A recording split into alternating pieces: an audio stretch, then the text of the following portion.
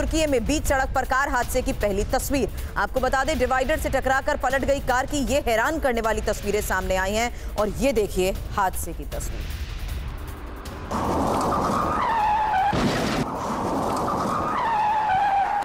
हादसे में कार चला रहे ड्राइवर की जान चली गई।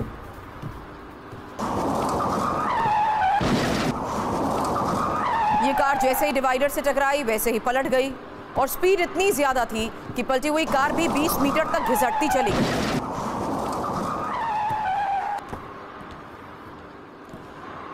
पास ही मौजूद गैस स्टेशन के ये बिल्कुल नजदीक पहुंच गई। हालांकि जल्द ही आसपास के लोगों ने रेस्क्यू का काम शुरू किया, लेकिन ड्राइवर को नहीं बचाया जा सका।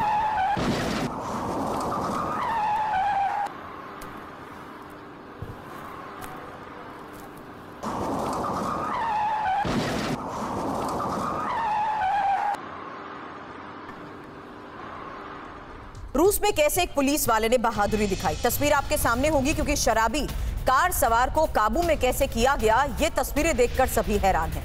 अब चलती कार में सवार पुलिस वाले की पहले ये तस्वीर देखिए।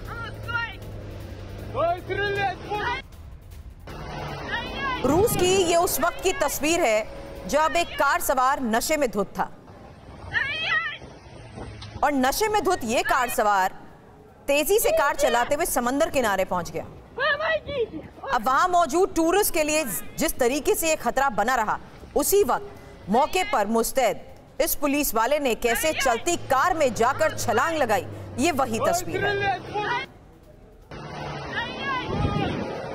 क्योंकि मौके पर पहुंची पुलिस को देखते ही पहले ये भागने लगा, लेकिन उनमें से एक पुलिस वाले ने इसी चलती कार में इसका पीछा करते हुए सवार हो गया और इसे पकड़ लिया।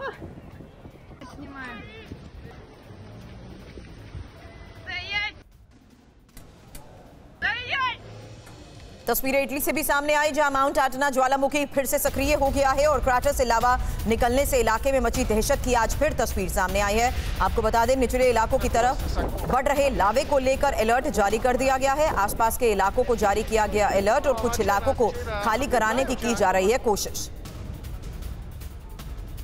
हालांकि इस वोल्केनिक इरप्शन पर लगातार नजर बनाए रखी जाती है, लेकिन अब इसके सक्रिय होने के बाद खतरा जिस तरीके से एक बार फिर से इटली के माउंट एटना में बढ़ गया है, उसको लेकर अब खबर सामने आई है। क्योंकि क्रैटर से लावा निकलने से इलाकों में दहशत है और निचले इलाके जिस तरीके से जिनकी तरफ ये लावा बढ़ रहा है, वहां पर अलर्ट जारी कर दिया गया है।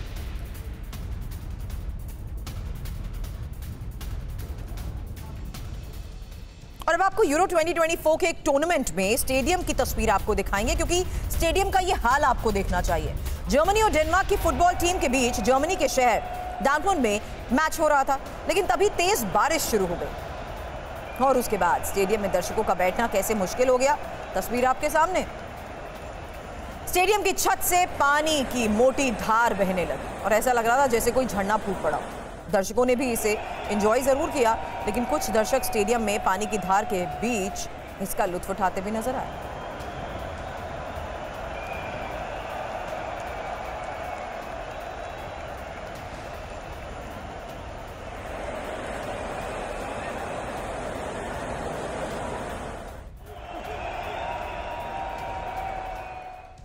और बारबाडोस में भयंकर चक्रवाती तूफान को लेकर भी खबर है, जहां आपको बता दें 260 किलोमीटर प्रति घंटे की रफ्तार से चल रही हवाएं किस तरीके से अब मुश्किलें बढ़ा रही हैं। दर्जनों नाव भी समंदर में समा गई हैं। हालांकि बारबाडोस में ही जिस तरीके से चक्रवाती तूफान को लेकर अलर्ट था, अब फिलहाल ये किस तरीके से भयावह रूप ले चुका है, तूफान से मची तबाही की तस्वीरें आने भी शुरू हो चुकी हैं।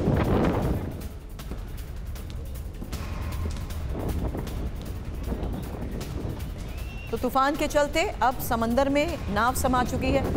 आसपास के इलाके को खाली कराने का अलर्ट तो जारी कर दिया गया था, लेकिन बेरिल तूफान का असर जिस तरीके से अब देखने को मिल रहा है, ये तस्वीरें समंदर के किनारे जितनी भी नाव खड़ी थी, शिप खड़ी थी, वो भी किस तरीके से लहरों में समाती नजर आई, उसका सबूत है।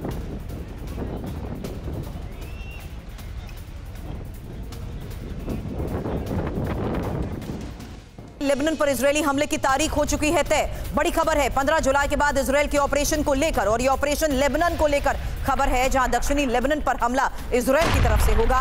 और जर्मनी के अखबार बिल्ड के हवाले से आ रही इस बड़ी खबर पर और इंफॉर्मेशन होगी आपके सामने, क्योंकि अब लेबनान की तरफ इजराइल की मूवमेंट, लेबनान को देखते हुए ऑपरेशन लेबनान को किए पर बनाए गए बड़े प्लान की खबर तो आपको पहले दी जा चुकी है, लेकिन आज खबर उस तारीख को लेकर है जब इजराइल की तरफ से हमले तेज हो जाएंगे। और ये तारीख बताई जा रही है 15 जुलाई।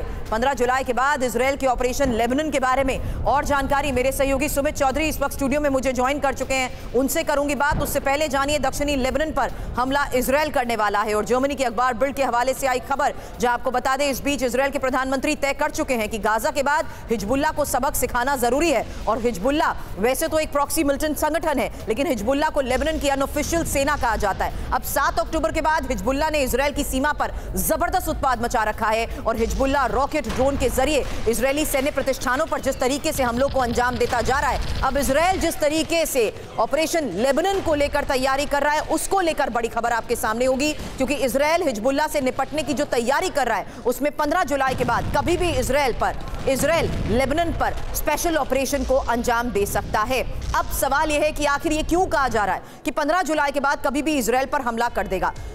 अब इजराइल ये 15 जुलाई के बाद लेबनान पर हमला कर सकता है और किस तरीके से ये जो रुझान मिल रहे हैं, जो ट्रेंड है, उसी बारे में एक इंफॉर्मेशन आपके सामने रखेंगे, क्योंकि ये ट्रेंड आखिर क्या मिल रहे हैं। सुमित, इन्हीं ट्रेंड्स के आधार पर आपसे सवाल करूंगी, क्योंकि ये खबर बड़ी है कि किस तरीके से जर्मन एयरलाइंस लुफ्तांजा ने 31 जुलाई तक लेबनान की फ्लाइट्स को रद्द करने का फैसला ले लिया है। हालांकि दूसरा रुझान इसलिए क्योंकि इजरायली रक्षा मंत्री की तरफ से भी ये साफ तौर पर कह दिया गया है कि उन्हें 10,000 सैनिकों की जरूरत है। ये इस वक्त की आ रही तमाम बड़ी खबरों के आधार पर उस ट्रेंड और थ्रेड के लिहाज से सवाल आपसे सुमित होगा, जिसमें इस बात को कतई अवॉइड नहीं किया जा सकता या रूल आउट नहीं किया जा सकता कि इजराइल के रिजर्व फोर्स को भी अलर्ट रहने के आदेश मिल चुके हैं। हालांकि हिजबुल्लाह प्रमुख नसरल्लाह की एक्टिविटी भी जिस तरीके से तेज हुई है, उसको लेकर भी हम खबर दिखा चुके हैं और इराकी मिलिशिया की तरफ से भी कहा गया है कि हिजबुल्लाह पर हमला हुआ तो यूएस ठिकानों को कर दिया जाएगा तबाह। अब जंग शुरू हुई तो इजराइल के पास क्या क्या विकल्प हैं, यह जानना भी बहुत जरूरी है, क्योंकि इजराइल की यह दूसरी जंग मानी जाएगी। अब विकल्प के तौर पर इंफॉर्मेशन आपके सामने। सुमित,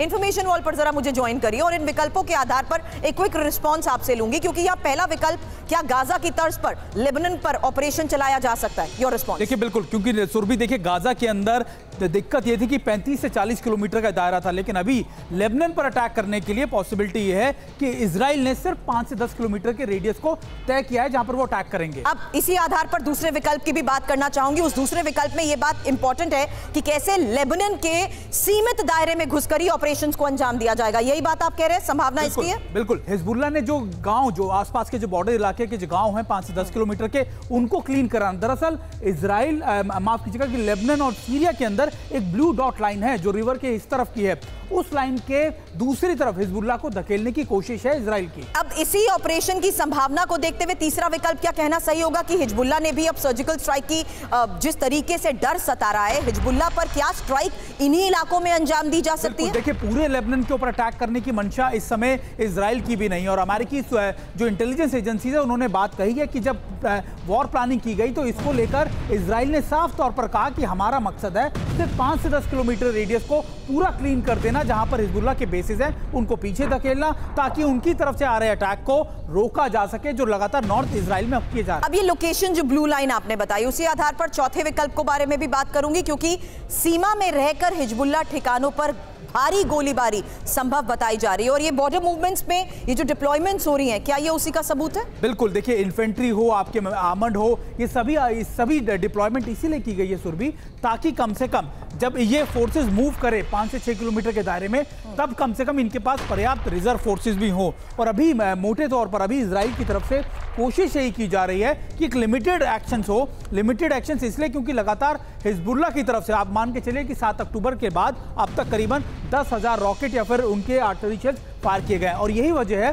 कि अब इजराइल ये चाहता है कि किसी भी तरीके से इन अटैक्स को रोक दिया जाए। लेकिन क्या इस बात को मैं इस ऑपरेशन लेबनान से जोड़ के देखूं, जहां नेतन्याहू अब आकर, हमास का खात्मा नहीं हुआ, ये पूरी दुनिया मान रही है। लेकिन क्या यही वजह है कि अब अपने ऑपरेशंस को क्योंकि लेबनान की तरफ डाइवर्ट करना है, तो अब आप ये आके दुनिया के सामने कह रहे हैं कि हाँ ऑपरेशन हमास खत्म हो चुका है, गाजा ऑपरेशन बहुत हद तक खत्म हो चुका है? देखिए, आप मान के चलिए कि इजराइल का ये ऑपरेशन हमास खत्म नहीं हुआ है, ये आधे तक भी नहीं पहुंचा, ये भी सच्चाई है कि आधे तक भी नहीं पहुंचा। लेकिन अब क्योंकि बड़ा चिंता का विषय उनके लिए लेबनान बन गया है, बड़ा चिंता का विषय उनके लिए हिजबुल्लाह बन गया है, तो उनको अपने डाइवर्ट करना पड़ा। लेकिन ये जरूर है कि ये ट्रैप भी हो सकता है कि आपने एक तरफ अपना ऑपरेशन इनकम्प्लीट छोड़ा, दूसरी तरफ आप मूव कर गए, तो आप एक तरीके के ट्रैप में फंस गए हैं टू फ्रंट वॉर के अंदर। तो ये इजराइल के लिए बहुत दिक्कत होने वाली है। चलिए, इस फ्रंट की हमने बात की, लेकिन यूक्रेन की दिक्कतों को लेकर आज जो आपने बड़ी खबर दी है सुमित, उसके बारे में भी इंफॉर्मेशन, क्योंकि यूक्रेनी सेना में सैनिकों की भारी कमी को लेकर खबर बड़ी है।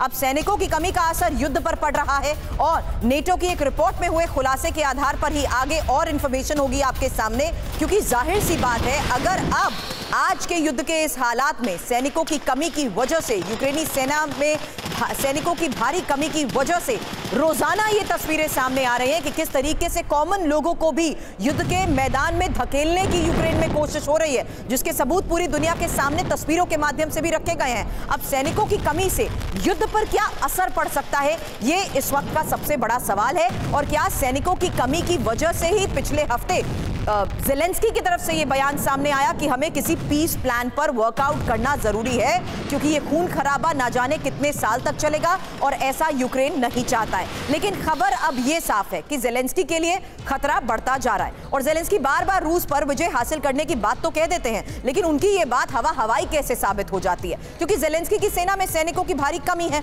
और यह खुलासा किसी और ने नहीं बल्कि नेटो की तरफ से हुआ है। अब नेटो के मुताबिक यूक्रेनी सेना में इतने कम सैनिक रह गए हैं जो रूस की विशाल सेना का सामना ही नहीं कर सकते। ऊपर से यूक्रेनी सेना के पास हथियारों की भी भारी कमी है। अब पश्चिमी देशों के लिए हथियार नाकाफी साबित हो रहे हैं और यूक्रेनी सेना किस तरीके से पस्त पड़ती जा रही है, उसी को लेकर इंफॉर्मेशन भी आपके सामने रखेंगे, क्योंकि ज़ेलेंस्की की सेना में अब कितने सैनिक बचे हैं आंकड़ों के लिहाज से ही ये इंफॉर्मेशन अब आपके सामने रखते हैं, क्योंकि आधी सेना से आखिर ज़ेलेंस्की लड़ेंगे भी कैसे, ये एक बड़ा सवाल है। क्योंकि यहाँ खबर उस लिहाज से इंपॉर्टेंट है जहां देखिए 50 से 70 हजार सक्रिय सैनिक बचे हैं यूक्रेनी सेना में और सभी सैनिक रूस के खिलाफ युद्ध लड़ रहे हैं। अब 2 साल से जारी युद्ध में यूक्रेन के हजारों सैनिकों के मारे जाने का तो दावा किया जा चुका है। रिजर्व बटालियन यूक्रेन के पास एक भी नहीं बची है। गोला बारूद यूक्रेनी सेना में भारी कमी बताई जा रही है। 5 लाख रूसी सैनिक भी यूक्रेन के इलाकों में बताए जा रहे हैं तैनात। सुमित, एक क्विक इन्फॉर्मेशन इस बारे में। देखिए सुरभि, अब ये युद्ध ऐसे चरम पर पहुंच गया, ऐसे मुकाम पर पहुंच गया जहां पर यूक्रेन के पास अब कुछ करने के लिए ज़्यादा बचा नहीं है। लगातार हम बता रहे हैं कि कैसे 50 से 60 हज़ार सैनिक जो एक्टिव सोल्जर्स यानी जो वेल ट्रेन्ड सोल्जर्स हैं वो ही अब यूक्रेन के पास बचे हैं बॉर्डर एरियाज में या फिर वॉर जोन के अंदर। वहीं अगर कंपैरेटिवली आप रशिया की बात कर लीजिए तो रशिया के पास 5 लाख की फोर्स है। तो ये कंपैरिजन देखिए, कहाँ 50-60 हज़ार और कहाँ 5 लाख। और अभी ये भी देखना है कि अभी यूक्रेन जो है फोर्सफुली अपने सीनियर सिटीजन्स को, विमेंस को, बच्चों को, हर किसी को इस युद्ध क्षेत्र में धकेल रहा है। तो अगर सारे ही लोग जंग के मैदान में चले गए तो फिर देश में बचेगा कौन? और यही सबसे बड़ी चुनौती है यूक्रेन के लिए। यूक्रेन की अपनी पॉपुलेशन या तो वहां से बाहर निकल गई है या युद्ध के मैदान में जा चुकी है। तो यूक्रेन के पास अब मैन पावर का बहुत बड़ा क्राइसिस। और ये रिपोर्ट में कहा गया है खास तौर पर कि अगर 2 लाख सैनिक यूक्रेन को इस साल के अंत तक नहीं मिले तो फिर स्थिति और ज्यादा भयानक होगी और ज्यादा भयावह होगी। अब 2 वॉर फ्रंट्स की हमने 2 बड़ी खबरें दिखा दी हैं, लेकिन सुमित अब जो खबर है ये मिडिल ईस्ट के हालात को देखते हुए कितनी इंपॉर्टेंट है, इसको लेकर करूंगी सवाल, क्योंकि युद्ध से जुड़ी इस वक्त की ये सबसे बड़ी खबर है। खबर रूस से जरूर आई है, लेकिन खबर यह है कि रूस ईरान में कर सकता है परमाणु हथियारों की तैनाती और बेलारूस के बाद ईरान में तैनाती संभव बताई जा रही है। पश्चिमी मीडिया के हवाले से आ रही है बड़ी खबर आखिर है क्या? पुतिन का परमाणु प्लान है क्या? और पुतिन के इस परमाणु प्लान में डिप्लॉयमेंट ईरान में करने का मतलब क्या है, समझना जरूरी है, क्योंकि खबर यही है कि रूस ईरान में परमाणु हथियारों की कर सकता है तैनाती। इंफॉर्मेशन सबसे पहले आपके सामने है, क्योंकि पुतिन का परमाणु प्लान है क्या? क्योंकि युद्ध की प्रयोगशाला क्या अब ईरान बनने वाला है? ये एक बड़ा सवाल है। इजराइल अमेरिका को डराने के लिए ईरान में परमाणु हथियारों की तैनाती संभव बताई जा रही है। इंपॉर्टेंट इसमें यह है कि इजराइल की सुरक्षा पर खतरा हुआ तो गंभीर परिणाम भी मिल सकते हैं। तीसरी इंपॉर्टेंट बात कि बेलारूस की तरफ टैक्टिकल परमाणु हथियारों की तैनाती संभव बताई जा रही है। अब ईरान में रूसी परमाणु हथियारों का मतलब क्या है सुमित? क्योंकि यहां परमाणु हथियार तैनात हुए तो अरब में संकट गहरा जाएगा। सुमित देखिए, अगर आप देखें कि व्लादिमीर पुतिन ने दोबारा से राष्ट्रपति, सुमित रोकना चाहूंगी, संसद की कार्रवाई में इस वक्त असदुद्दीन ओवैसी की तरफ से क्या कहा जा रहा है? Quick update. उन्होंने कहा था, I quote sir, it is the duty of majority community to ensure that minorities are elected in the representative numbers. BJP मुसलमानों की नफरत पर जीतती है और मुसलमानों के नाम निहाद मसीहा मुसलमानों के 90% ज़्यादा वोट हासिल करते हैं, मगर फिर भी इस ऐवान के दरवाजे नहीं खुलते मुसलमानों के लिए और सिर्फ 4% मुसलमान जीत कर आते हैं। सर, संविधान सिर्फ एक किताब नहीं है जिसे चूमा जाए, संविधान एक किताब नहीं है जिसे दिखाया जाए, संविधान एक सिंबल भी है, मगर संविधान एक हमारे बुजुर्गों के ख्वाबों की किताब है। हमारे जमहूरियत को हमारे बुजुर्गों ने इस तरह समझा, हमारे फाउंडिंग फादर्स ने इस तरह जमहूरियत को समझा कि इसमें हर समुदाय और मजहब और समाज के मानने वाले लोगों की राय को शामिल किया जाएगा इस मुल्क को चलाने के लिए, मगर इस ऐवान में सिर्फ 4% मुसलमान जीत कर आते हैं। मैं संविधान से जो मोहब्बत के दावे करते हैं उनसे कहूंगा कि कभी उठाकर पढ़ो कॉन्स्टिट्यूएंट असेंबली डिबेट्स में कि नेहरू ने, एच.सी. मुखर्जी ने, सरदार हुकुम सिंह ने माइनॉरिटीज के बारे में क्या कहा था।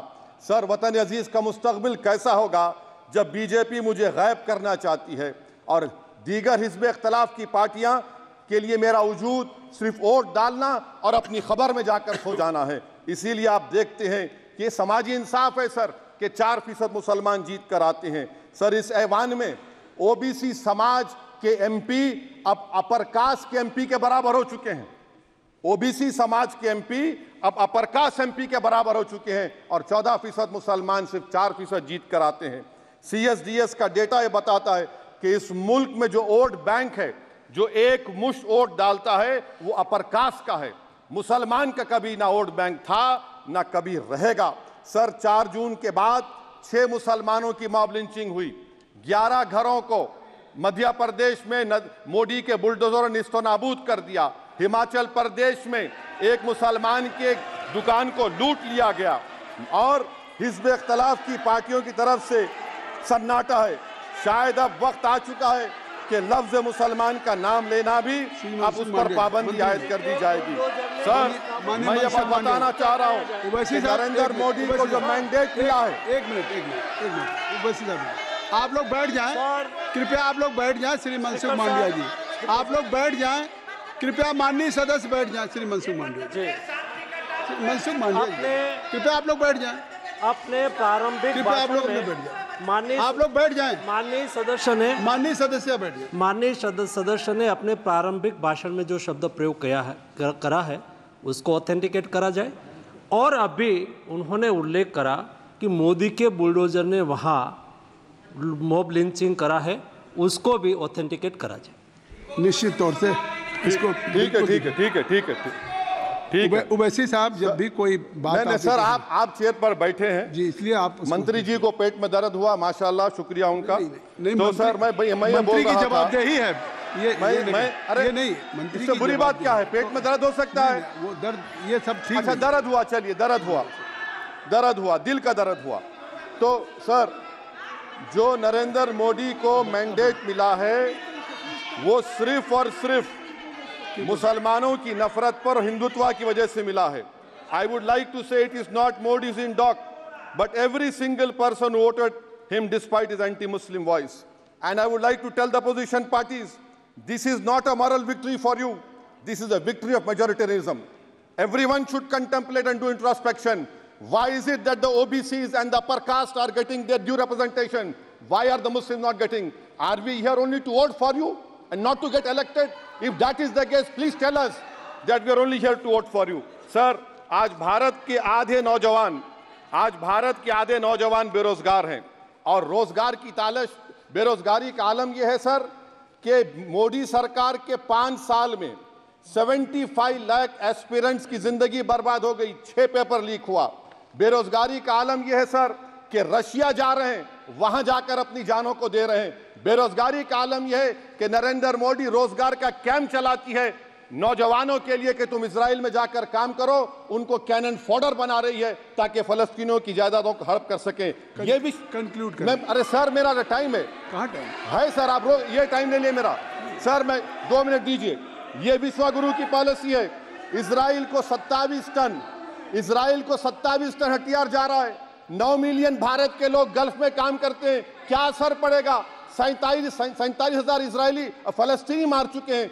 क्या है हमारी पॉलिसी सर? क्यों हथियार दे रहे हैं सर? नस्लकशी हो रही है। सदर जमहूरिया के खुतबे में राष्ट्रपति के सर, मैं उसी पे बोल रहा हूं सर, उसमें लिखा हुआ है फॉरेन पॉलिसी के ऊपर, आप पैराग्राफ नंबर 25 देख लीजिए। सदर जमहूरिया में सैचुरेशन अप्रोच है।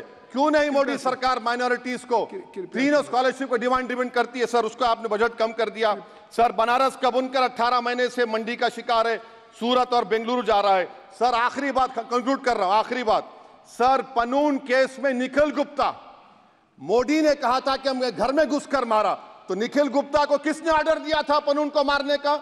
अगर नहीं दिया तो उसको बचाइए, और अगर दिया नहीं तो फिर उस पर पीएमएलए क्यों नहीं लगाकर? सर समाप्त करो। कमेटी बनाई आपने, उसका क्या हुआ सर? हम एससीओ को नहीं जा रहे सर। मैं आपको बता रहा हूं कि मैं अपनी इस तकरीर को टीपू सुल्तान की नजर, सुनिए सर, अब हो गया खत्म कर रहा हूं सर। मैं अपनी तकरीर को टीपू सुल्तान के नजर कर रहा हूं। ये टीपू सुल्तान की फोटो है, क्या आप इससे भी नफरत करेंगे सर? ये संविधान में टीपू सुल्तान की फोटो है, जिस पर वल्लभ भाई पटेल ने साइन किया, श्यामा प्रसाद मुखर्जी ने साइन किया। ये आपकी नफरत है सर। आखिर में मैं अपनी बात को खत्म कर रहा हूं इस शेर पर कि क्या दिन दिखा रही है सियासत की धूप छांव।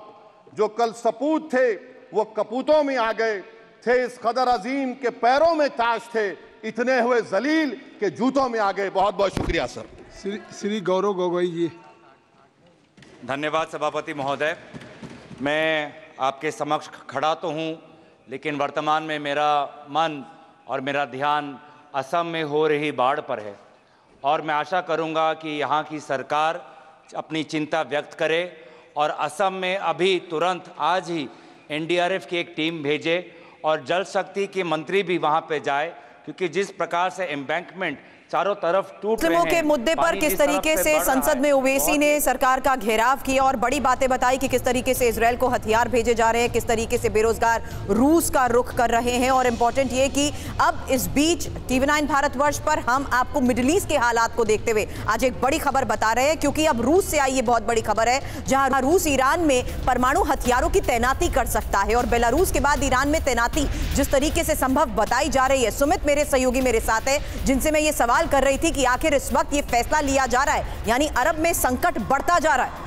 देखिए बिल्कुल सुरभि, मैं आपको कह रहा था कि देखिए रूस के राष्ट्रपति ने सत्ता में आने के बाद दोबारा से राष्ट्रपति पद ग्रहण करने के बाद दोबारा से क्या किया, उन्होंने अपने सबसे पहली यात्रा की चीन की, फिर बेलारूस, फिर आप कह सकते हैं नॉर्थ कोरिया, फिर वियतनाम। और सबसे इंपॉर्टेंट ये है कि लगातार अब रूस जो है अपना अलायंस बढ़ाता जा रहा है, और उसका अगला टारगेट या फिर अगला उनकी विजिट हो सकती है ईरान। और ईरान इसलिए क्योंकि सभी के साथ कॉम्प्रिहेंसिव स्ट्रेटेजिक पार्टनरशिप इस समय रूस कर रहा है। इसका मतलब साफ है कि अगर इन दोनों देशों की, इन सभी देशों के एक अलायंस बनेगा जो एक दूसरे पर अटैक होने की स्थिति में एक जवाबी कार्रवाई कर सके। स्ट्रेटेजिक पार्टनरशिप का मतलब कि उनके जो मेन मिसाइल सिस्टम्स है या फिर आप न्यूक्लियर वॉरहेड्स हैं, उनकी तैनाती की जा सके। और यही वजह है कि अब रूस जो है ईरान में भी इस तरीके की तैनाती करेगा, क्योंकि अब रूस को लगने लगा है कि अगर ईरान ने हिजबुल्लाह के खिलाफ जो इजराइल कार्रवाई कर रहा है उस पर कोई बड़ा एक्शन लिया तो फिर ईरान पर अटैक होना निश्चित है। तो इसलिए एक तरीके का प्रिवेंटिव एक्शन लेने की कोशिश में है रूस, और यही वजह है कि अपने बड़े मिसाइल्स या फिर आप बड़ी टेक्नोलॉजीज भी ईरान को देने की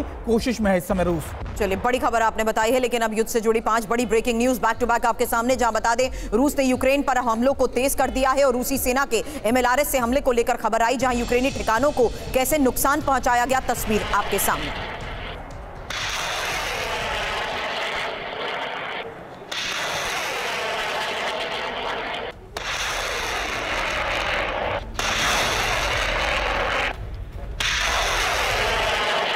ट्रिपल होवित्जर से रूसी सेना के एक्शन को लेकर भी खबर है। डोनेट्स्क में यूक्रेनी सैन्य टुकड़ियों को निशाना बनाया गया, देखिए तस्वीर।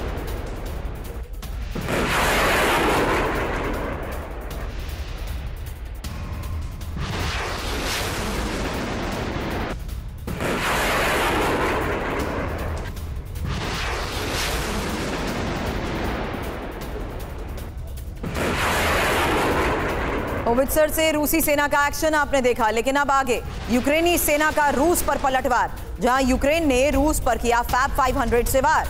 रूसी वायु सेना का वेयरहाउस तबाह।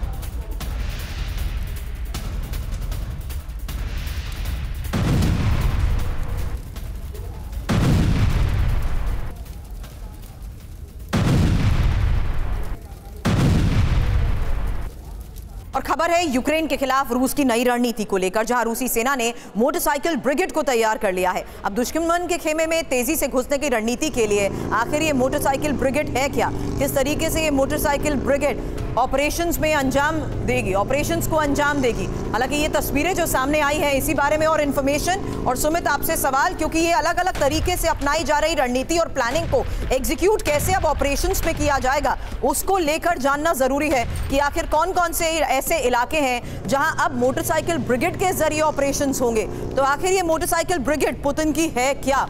तस्वीर आपने देखी, अब इस बारे में इंफॉर्मेशन।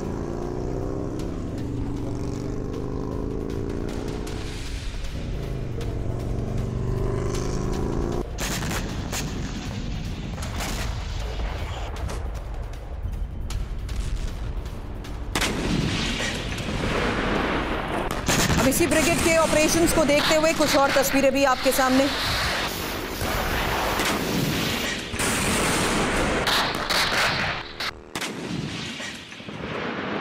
डोनेट्स्क के ऐसे कौन कौन से इलाके हैं सुमित जहां पर इन ऑपरेशंस को देखते हुए मोटरसाइकिल ब्रिगेड को उतारने का लिया गया है फैसला? उसके बारे में सवाल से पहले ये इन्फॉर्मेशन, क्योंकि खबर है डोनेट्स्क में उतारी गई मोटरसाइकिल ब्रिगेड को लेकर। डोनेट्स्क में ही विजय की ये रणनीति है और भारी हथियारों से लैस होते बाइक ब्रिगेड के ये जवान दुश्मन की नजरों से बचकर इलाके में घुसते भी हैं। ये बाइक सवार जवान और निश्चित इलाके में पहुंचकर भारी कैसे तबाही मचाते हैं उसके सबूत आपके सामने। मोटरसाइकिल ब्रिगेड फिदायीन लड़ाकों की तर्ज पर तैयार की गई है। सुमित, अब ये किस तरीके से अलग अलग स्तर पर ऑपरेशंस अभी तक अंजाम दिए जा रहे थे? हमने देखा रोबोट्स को, हमने देखा किस तरीके से ड्रोन के जरिए लगातार अटैक्स को अंजाम दिया गया। अब ये मोटरसाइकिल ब्रिगेड, ये भी कोई स्पेशल ऑपरेशन का हिस्सा है? देखिए बिल्कुल सुरभि, ये नई स्ट्रैटेजी है रूस की। खासतौर पे अगर आप देखें जो ओपन एरियाज हैं, ओपन एरियाज मतलब जहां पर आप कैमरा की उससे सर्विलेंस से बहुत इजीली एक्सेस कर सकते हैं उनकी लोकेशन, उनकी मूवमेंट ट्रूप्स की, वहां पर इसका इस्तेमाल किया जा रहा है। क्योंकि मोटरसाइकिल की सबसे खास बात यह है कि एक इंडिविजुअल सोल्जर जो है बहुत जल्दी मूव करता है एक जगह से दूसरी जगह या उबड़ खाबड़ इलाकों के अंदर, उसकी मूवमेंट आसान हो जाती है। और अगर ड्रोन से अटैक किया भी जाता है तो एक मोटरसाइकिल पर भी अटैक किया जाएगा और दोनों में डिस्टेंस रहेगा। अभी हमने देखा कि हाल फिलहाल के कुछ समय के अंदर ड्रोन से आर्मर्ड व्हीकल्स को, बड़े उनके जो मूवमेंट होती है उसको ड्रोन अटैक करता है और कह सकते हैं कि पूरा का पूरा एक कॉलम आप कह सकते हैं 8 से 10 सोल्जर्स का उसमें इंजर्ड हो जाता था। लेकिन अब इंडिविजुअली मोटरसाइकिल ब्रिगेड जो है वो आप छोटी छोटी टुकड़ियों के अंदर मूव करेगी और और जो एक्सपोजर वाले एरियाज हैं उनके अंदर इसकी मूवमेंट बहुत ईजी होगी, बहुत फास्ट होगी। इसीलिए ये कदम उठाए जा रहे हैं। अब रूसी कब्जे में ATACMS के बैलिस्टिक मिसाइल को लेकर खबर सामने आ चुकी है, जहां रूसी एक्सपर्ट्स भी अब ATACMS का अध्ययन कर रहे हैं। ये बड़ी खबर है क्योंकि रिसर्च के बाद अब ATACMS जैसी मिसाइल रूस भी बना सकता है। आर्मी टैक्टिकल मिसाइल को लेकर खबर बड़ी है, यूक्रेन को अमेरिका ने दी है ATACMS बैलिस्टिक मिसाइल।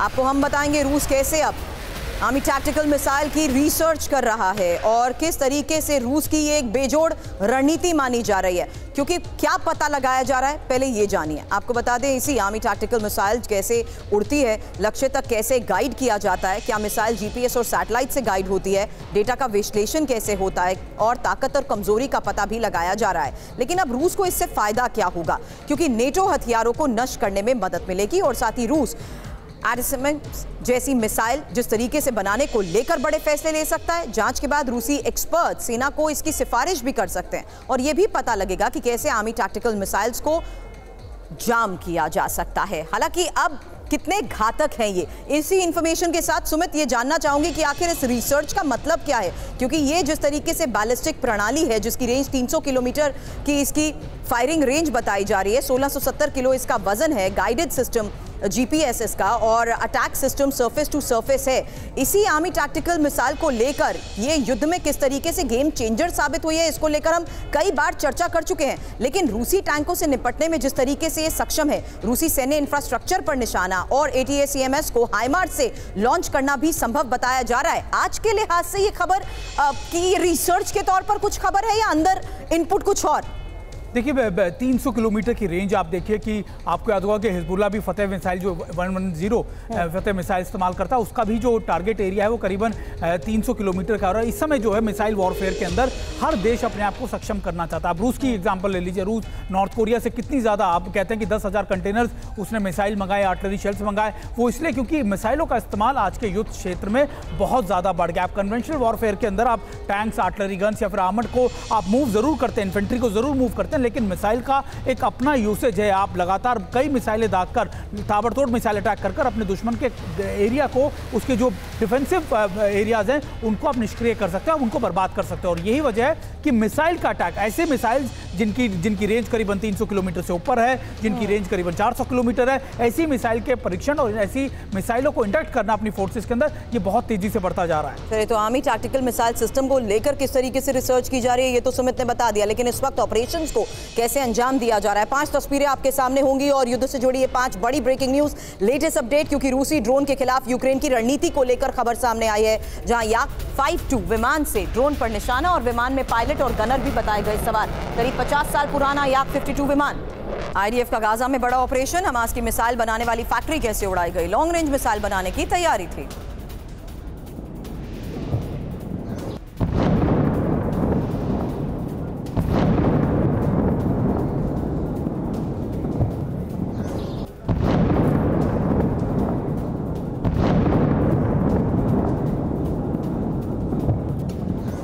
ब्रिटिश प्रधानमंत्री ने किया सेना का इस्तेमाल, बड़ी खबर, चुनाव प्रचार के दौरान सेना के इस्तेमाल को लेकर सुनक की पार्टी ने विज्ञापन भी जारी किया।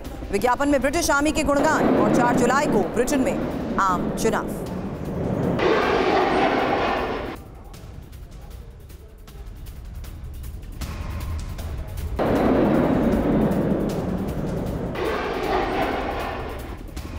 तस्वीरें आपके सामने, जहां देखिए किस तरीके से 4 जुलाई को होने वाले आम चुनाव से पहले अब विज्ञापन में ब्रिटिश आर्मी का गुणगान किया गया है। और सुनक की पार्टी ने विज्ञापन जिस तरीके से जारी किया है वही तस्वीर आपके सामने, और चुनाव प्रचार के दौरान सेना का इस्तेमाल।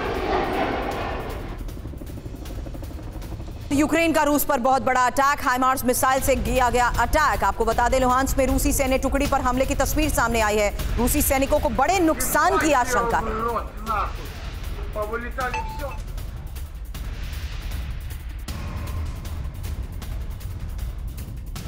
इंफॉर्मेशन वॉल पर रुक करेंगे, क्योंकि अमेरिकी मिसाइल से रूस पर हमले को लेकर जिस तरीके से खबर आई है, आपको बता दें यहां यूक्रेन ने पहली बार लुहांस्क में हाइमर्स का इस्तेमाल किया है और रूस की चेतावनी के बाद भी अमेरिकी हथियारों के इस्तेमाल को लेकर खबर बढ़ी है। यूक्रेन की इस कार्रवाई पर रूस जाहिर सी बात है और एग्रेसिव हो सकता है, आक्रामक हो सकता है, और यूक्रेन के अंदरूनी इलाकों में हवाई हमले रूस की तरफ से हो सकते हैं। और रूस के पास बैलिस्टिक मिसाइलों के इस्तेमाल का भी जाहिर सी बात है विकल्प तो जरूर है, लेकिन अब अमेरिकी मिसाइल से रूस पर वार का मतलब भी सुमित समझा दीजिए।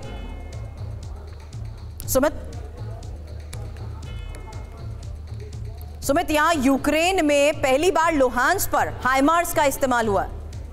देखिए, निश्चित तौर पर लुहांस्क आप कह सकते हैं कि रूस के वेपन जो है वो इतने ज़्यादा हैं, या फिर आप कह सकते हैं कि अमेरिका लगातार ऐसे वेपनरी सप्लाई कर रहा है यूक्रेन को जो उसको लगातार रूस के कई बड़े स्ट्रैटेजिक लोकेशंस पर अटैक करने को सक्षम कर रहे हैं। यही वजह है कि रूस अब ऐसे टेक्टिकल या फिर आप कह सकते हैं ऐसे एयरबेसेस को, ऐसी लोकेशंस को टारगेट कर रहा है जहां पर वेस्टर्न या आप कह सकते हैं नेटो देशों से मिलने वाले हथियारों को, उनके फाइटर एयरक्राफ्ट को डिप्लॉय किया जाएगा। और इसी वजह से अब लगातार इस जो एयर स्ट्राइक्स है रशिया की, वो इन लोकेशन पे बढ़ती जा रही है। बिल्कुल, अब बढ़ते हैं आगे, और चीन अमेरिका समेत पूरी दुनिया की जासूसी करता है, लेकिन अब चीन को यह लग रहा है कि उनके देश की भी जासूसी की जा रही है। बड़ी खबर आखिर है क्या, क्योंकि चीन को सता रहा है अंतरिक्ष से जासूसी का डर। आपको बता दें, नागरिक सेना एयरपोर्ट को लेकर जारी किए गए फरमान को लेकर खबर आई है, जहां एयरपोर्ट पर फोटोज लेने और वीडियो बनाने पर रोक लगा दी गई है और दोहरे इस्तेमाल वाले एयरपोर्ट के आदेश दिए गए हैं। आपको बता दें, चीन को पश्चिमी देशों से जिस तरीके से जासूसी का ये डर सता रहा है, ये पूरा आखिर गेम प्लान है क्या, और एयरपोर्ट को लेकर गेम प्लान के बारे में जो डिटेल सामने आई है उस आधार पर इस फरमान का मकसद भी आपको बताएंगे। क्योंकि चीन के नए फरमान का मकसद क्या है, क्या चीन की आर्मी किसी सीक्रेट मिशन पर है, क्या ये सारी कवायद उस खास प्लान के लॉजिस्टिक को दुनिया की नजरों से बचाने की है जिसका इस्तेमाल चीन अपने दुश्मनों के खिलाफ करने वाला है। आखिर चीन को स्पाई आए या पश्चिमी देशों का डर क्यों सता रहा है। चीन जिस तरीके से अपने नागरिकों पर सख्ती कर रहा है, उन्हें हिदायतें दे रहा है, एयरपोर्ट पर फोटो और वीडियो बनाने वालों पर सख्त एक्शन ले रहा है, उससे जरूर ये लग रहा है कि दाल में कुछ नहीं बहुत कुछ काला है। इसीलिए सीधे इंफॉर्मेशन वॉल का रुख करते हुए चीन को जो डर है उसके बारे में और इंफॉर्मेशन, क्योंकि चीन को डर है कि अगर उड़ान के वक्त ऐसे अगर पर्पस वाले मॉड्यूल वाले एयरपोर्ट की फोटोज भी यहाँ पर खींची गई या वीडियोस भी बनाए गए तो इससे दुश्मनों के लिए चीन की मिलिट्री इंफ्रास्ट्रक्चर जो कि उसने एयरपोर्ट के आसपास बनाए हैं या फिर एयरपोर्ट पर ही रही चीनी सेना की गतिविधियों की जासूसी क्या इसके जरिए आसान हो जाएगी? क्योंकि जिन एयरपोर्ट्स का नागरिक सैन्य इस्तेमाल वहां यात्री फोटो ना खींचे, वीडियो ना बनाए, यह आदेश जारी किया गया और उसकी 2 वजह भी आपको बता रहे हैं। सैन्य गतिविधि इंफ्रास्ट्रक्चर जानकारी लीक को लेकर ये खास तौर पर एक्शन की बात कही जा रही है, फरमान जारी किया जा रहा है। वहीं यात्री की खींची फोटोज या वीडियो दुश्मन के लिए जासूसी आसान कर देंगे। जाहिर सी बात है, अगर अंदर इनसाइड प्रीमाइसेस की ये फोटो अगर किसी यात्री ने भी कैप्चर की तो इनसाइड लोकेशंस के बारे में जानकारी लीक हो सकती है। इसमें इंपॉर्टेंट उस लिहाज से भी चीजें सामने आ रही है कि फोटोज वीडियोस की मदद से स्पेस में तैनात दुश्मन देशों के remote sensing satellite real time data भी जुटा सकते हैं। ये बात भी इसमें कही जा रही है और ये कि वजह यह कि चीन ने नागरिकों को सख्त हिदायत देते हुए उड़ान के वक्त विमान की खिड़की के शीशे बंद करने और कोई भी फोटो या वीडियो बनाने से साफ तौर पर रोक दिया है, क्योंकि चीन के अब ड्यूअल यूज एयरपोर्ट वो हैं जिनका इस्तेमाल ना सिर्फ आम नागरिक करते हैं बल्कि चीनी सेना की तरफ से भी इनका इस्तेमाल होता है। इसीलिए इन्हें ड्यूअल एयरपोर्ट के तौर पर भी जाना जाता है। अब चीन में दुश्मन देशों की जासूस तैनात, इसको लेकर भी बड़ी खबर सामने आई है, क्योंकि चीन की जानकारी जुटा रहे हैं जासूस। अब विशेष डिवाइस प्लांट करके ये जासूसी कैसे हो रही है, इसको लेकर खबर है। एयरपोर्ट मिलिट्री बेस के पास जासूसी डिवाइस बताए जा रहे हैं। साउथ चाइना मॉर्निंग पोस्ट में जिस तरीके से इसको लेकर दावे किए गए हैं उसी आधार पर और इंफॉर्मेशन आपको बताएंगे कि आखिर किस तरीके से चीन की जानकारियां जुटाने की हो रही है कोशिश और ये विशेष डिवाइस किस तरीके से प्लांट किया गया है। अब ये समझिए कि जिन एयरपोर्ट्स की जासूसी का डर चीन के मन में है उनकी संख्या कितनी है, उनके जरिए किस प्लान को जिनपिंग अंजाम देने की फिराक में है। अब ये इंफॉर्मेशन आपके सामने, क्योंकि चीन में कुल 259 एयरपोर्ट हैं और 259 एयरपोर्ट के बारे में ये इंफॉर्मेशन, जिसमें से 60 एयरपोर्ट ऐसे हैं जिनका चीन की सेना और नागरिक दोनों इस्तेमाल करते हैं। यही है वो डुअल ऑपरेशनल एयरपोर्ट्स जिसके बारे में आपको हमने बताया, डुअल यूज एयरपोर्ट। अब इसमें सबसे अहम है डुअल यूज एयरपोर्ट, क्योंकि यहाँ पर इंफॉर्मेशन है लहानजा गोमकर हवाई अड्डे को लेकर, जो कि 4 देशों की सीमा से सटा हुआ है, और इसके बाद झोउ जिनजियांग अंतर्राष्ट्रीय हवाई अड्डा जो कि ताइवान स्ट्रेट के बिल्कुल पास है। ये लोकेशंस भी बहुत ज्यादा इंपॉर्टेंट हो जाती हैं इस लिहाज से, समझते हुए कि आखिर क्यों ये वो एयरपोर्ट्स हैं जिसको देखते हुए अब ये हिदायतें जारी की गई हैं या ये आदेश लागू कर दिया गया है कि डुअल एयरपोर्ट से ट्रैवल करने वाले नागरिकों को इन गाइडलाइंस को अब मानना ही होगा। पुणे में जिका वायरस के 6 मरीज मिले हैं। अब संक्रमितों में 2 गर्भवती महिलाएं शामिल बताई जा रही हैं। आपको बता दें 21 जून को पुणे में पहला केस सामने आया था, जहां स्वास्थ्य विभाग ने इलाके से कई सैंपल्स भी लिए और दवाओं का छिड़काव जिस तरीके से प्रशासन कर रहा है। जिका वायरस आखिर है क्या और जिका वायरस के ये मामले सामने आने के बाद किस तरीके से अलर्ट हो गए हैं, क्योंकि संक्रमितों के बारे में फिलहाल क्या जानकारी सामने आई है ये और इंफॉर्मेशन आपके आगे रखेंगे। फिलहाल खबर ये है पुणे में जिका वायरस के 6 मरीजों को लेकर, जिनमें 2 गर्भवती महिलाएं भी बताई जा रही हैं और 21 जून को पुणे में पहला केस सामने आया था। अब इंफॉर्मेशन कि किस तरीके से जिका वायरस खतरनाक है। अब आपको बता दें एरीज मच्छर के काटने से संक्रमण को लेकर बताया जा रहा है कि अलर्ट होना जरूरी है। साथ ही मच्छर से ही डेंगू और चिकनगुनिया के जो सिम्टम्स हैं उसको भी मॉनिटर किया जा रहा है। येलो फीवर भी एरीज मच्छर फैलाते हैं, गर्भ में पल रहे बच्चे पर इसका गंभीर असर हो सकता है। यहाँ तक कि 5 में से 1 संक्रमित में ही लक्षण नजर आते हैं और लक्षण ना दिखने से संक्रमण की देरी से जानकारी भी जाहिर सी बात है खतरा बढ़ा सकती है। जिका का इतिहास भी अब आपके सामने रख लेते हैं, क्योंकि 21 जून को भले ये मामला जिस तरीके से सामने आया है इसको लेकर प्रशासन कैसे अलर्ट है। हालांकि 1947 में युगांडा में इसको लेकर पहला केस सामने आया था और सबसे पहले बंदरों में इस संक्रमण की पुष्टि हुई थी। इसके बाद 1952 में भी इंसानों में जिका का पहला केस मिला था। फिर 2007 में यप द्वीप में वायरस से भारी तबाही मची थी। साथ ही साल 2013 और 14 में भी फ्रेंच पोलिनेशिया में कहर बरपाया गया था। वहीं 2015 में ब्राजील में वायरस का जिस तरीके से भारी प्रकोप था, पूरी दुनिया में इसको लेकर अलर्ट था। साथ ही अक्टूबर 2015 से जनवरी 2016 के बीच भी ब्राजील में करीब 4000 बच्चे जिका वायरस के साथ जन्मे थे। अब इस मामले के भारत में सामने आने के बाद अलर्ट जरूर है। जिका वायरस के संक्रमण से बचाव के लिए क्या करना चाहिए, इस बारे में हमारे संवाददाता कुमार कुंदन ने डॉक्टर संजय रॉय से भी बात की है। सुनिए उनकी बात। देश में जीका वायरस के मामले सामने आए हैं। पुणे में 6 मामले आने के बाद से सरकार भी सख्ते में है। हालांकि इसके लिए कई तरह के एहतियातन और तमाम तरह की चीज़ों पर काम होना बाकी है, लेकिन आखिर ये है कि इस सब पर जानकारी के लिए हमारे साथ मौजूद हैं डॉक्टर संजय राय। सर, एक बात बताएं कि जीका का जो मामला आया है, इसको आप लोग किस तरीके से देख रहे थे? वायरस है क्या? देखिए, जीका कोई पहली बार नहीं आया है, हमेशा स्पोडिक केसेस होते रहते हैं, थोड़े मोड़े केसेस होते रहते हैं। ये एक वायरल डिजीज है, सेम जैसे एडिस मॉस्किटो जो है उसके काटने से होता है जब वो इन्फेक्ट होता है। जैसे डेंगू भी वही करता है, चिकनगुनिया भी वही करता है, जीका भी एक वायरल डिजीज है। जीका से कोई सिम्टम्स जो है मेजॉरिटी एसिम्टोमेटिक होता है, तो पता भी नहीं चलता मच्छर ने काटा, जीका वायरस आपके अंदर आया भी, वो सेल्फ लिमिटिंग है, कुछ दिनों बाद खत्म हो जाता है। किस तरह की सावधानी बरतनी चाहिए एक मरीज को खास करके? जो सावधानी हमें, पहली बात तो उसको मच्छर के काटने से बचाएं, तो सिर्फ चिकनगुनिया और एडिस से नहीं, जीका से भी बचेंगे, क्योंकि सेम वेक्टर इसको करता है, वेक्टर बाउंड डिजीज है। कभी कभी रेयर में होता है, मेजॉरिटी में वेक्टर से होता है। मच्छर के काटने से बचें। मच्छर अगर कोई भी, तो सारी बीमारियों से बचेंगे जो मच्छर से रिलेटेड ये है। प्रोटेक्शन अपना करें। फिर भी अगर हो जाता है, किसी को जीका की प्रॉब्लम हो जाती है, तो वह जो है उनको भी इसलिए बचना चाहिए कि बाकी मच्छर को इन्फेक्ट न करें। सेल्फ लिमिटिंग है, कुछ दिनों में अपने आप आराम मिल जाता है। निश्चित रूप से कुछ सावधानियों के साथ आप भी जीका से बच सकते हैं। कैमरामैन विजय ममगन के साथ कुमार कुंदन, TV9 भारतवर्ष, दिल्ली। कुमार कुंदन मेरे सहयोगी हमें ज्वाइन कर चुके हैं। जीका वायरस के लक्षण क्या है, किस तरीके से क्योर होना है, स्क्रीन पर तो ये इन्फॉर्मेशन आपके सामने है, लेकिन इस वक्त देश में स्थिति है क्या? पुणे के केसेस सामने आने के बाद अलर्ट और कॉन्शियस होने की बात भी कही जा रही है। कुंदन, निश्चित रूप से देखिए, ये मामला अभी तक तो लोकल आउटब्रेक का है, लेकिन पेंडेमिक की स्थिति बन सकती है और कई बार दूसरे देशों में बनी भी है। शायद यही वजह है कि सरकार और पूरा सिस्टम इसको लेकर आश्वस्त है। और जैसा कि डॉक्टर संजय राय ने बताया कि बेशक अभी लोकल आउटब्रेक हो, लेकिन जो मौसम है वो मौसम काफ़ी अनुकूल है इसके लिए। और ब्रीडिंग में ऐसा पाया जाता है कि एडीज मच्छर से ये फैलता है, तो ऐसे में पानी और जल जमाव को नहीं होने देना चाहिए, खास करके उन जगहों पर जहाँ पे मच्छर फैलने की संभावना हो, जिससे कि ज़्यादा से ज़्यादा संख्या में मच्छर अगर नहीं पनपेंगे तो इस तरह की बीमारी के फैलने का खतरा कम होगा।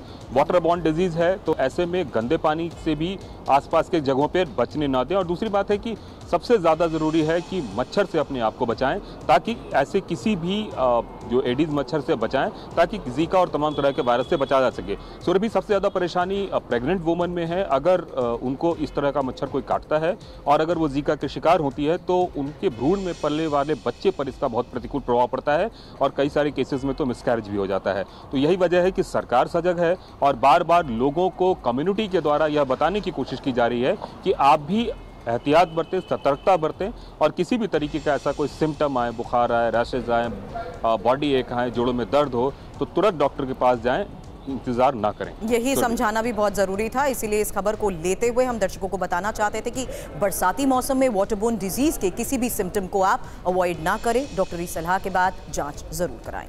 शुक्रिया कुंदन पूरी जानकारी के लिए आपका। रुख करते हैं राजनीति का और बताते हैं आज कैसे राज्यसभा में हंगामा हुआ। प्रमोद तिवारी के बयान पर राज्यसभा में हंगामे को लेकर खबर है, जहां आपको बता दें जयराम रमेश पर सभापति धनखड़ भी भड़के हैं और बीच में बोलने पर रमेश पर भड़के मल्लिकार्जुन खड़गे ने सभापति पर उठाए सवाल। खड़गे ने कहा, मुझे सोनिया गांधी ने बनाया।